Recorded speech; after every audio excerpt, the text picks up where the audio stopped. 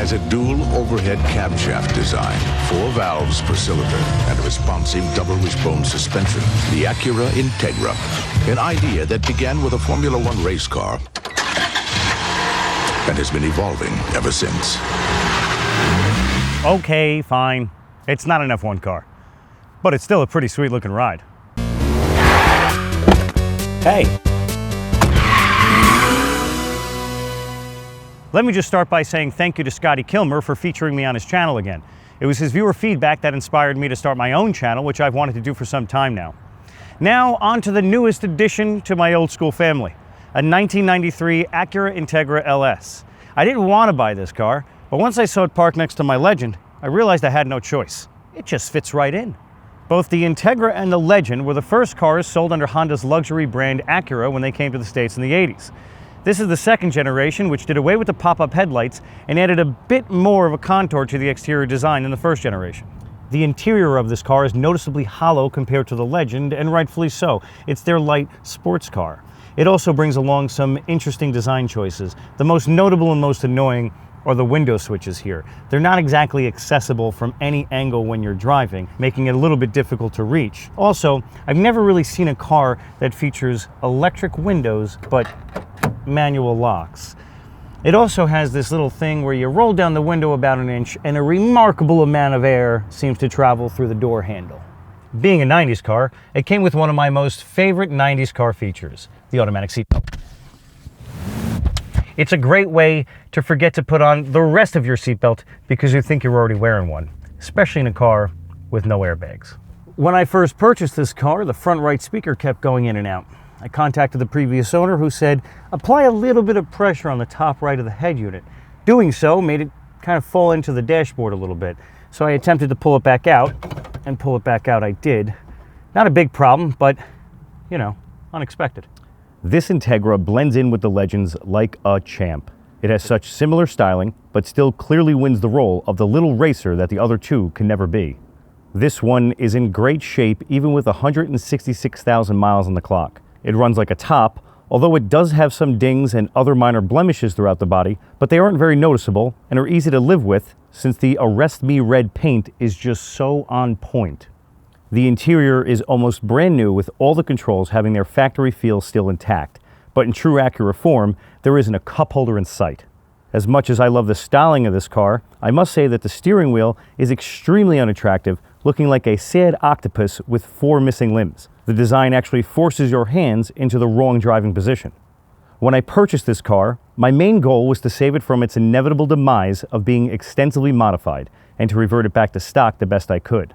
Within a week, I swapped out the shift knob that consistently made me miss 5th gear. Although it did look pretty nice, its function did not match its form. I removed the embarrassing Yonaka exhaust that was drawing more attention than a bright red 90s Integra needed, and reverted that back to stock. This absolutely gigantic rearview mirror that only helped me get blinded by every car behind me was removed promptly, which wasn't difficult. The one thing I didn't change but did adjust were the Tane Flex Z coilovers, raising the front 2 inches and the rear 1.5 inches. It makes the ride quality suffer, so in due time, the stock suspension will be put back on. I was still on the fence about the HID headlights since they look so good, but it seems the power draw is a bit much since the car idles rough when I turn them on, so they gotta go too. Now let's use the next few seconds to take in how great this car's silhouette looks against some fall foliage during a sunset. Now, despite how prepared I am for this seatbelt, every time I turn this key, it's always a little bit alarming. Oh man. I was ready for it now, so it wasn't that alarming.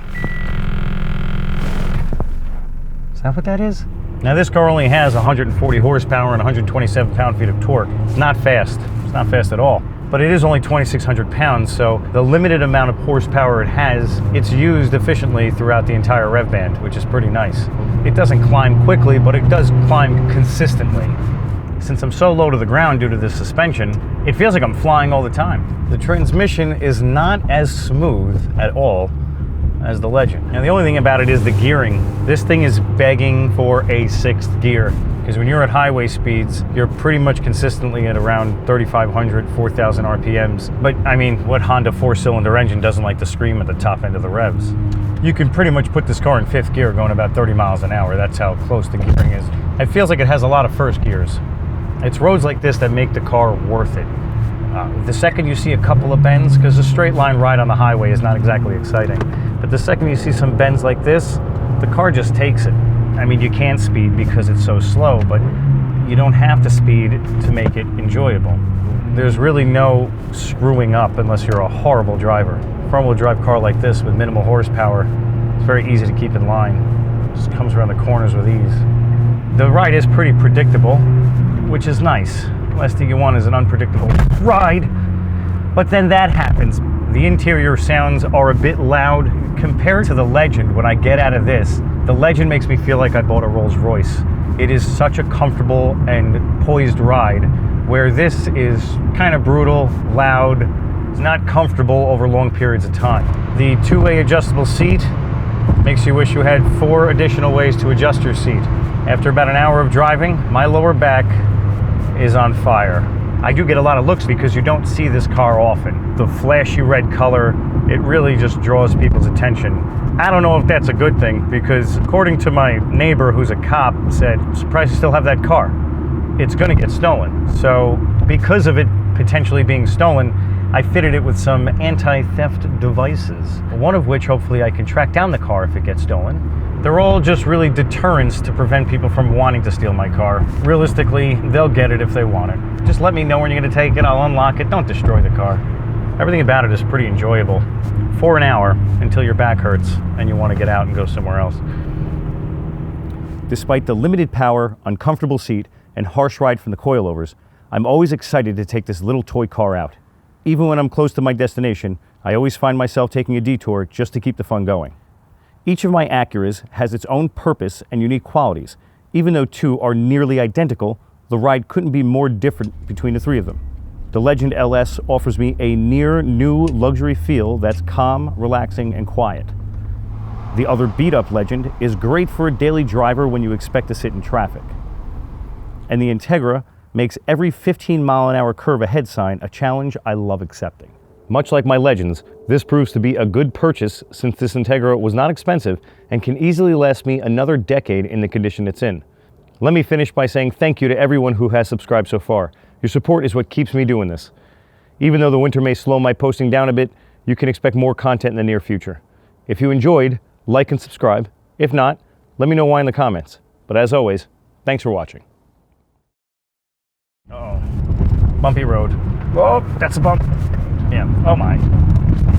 Oh, all right, avoid that. Avoid that. Oh, oh. Oh, yeah.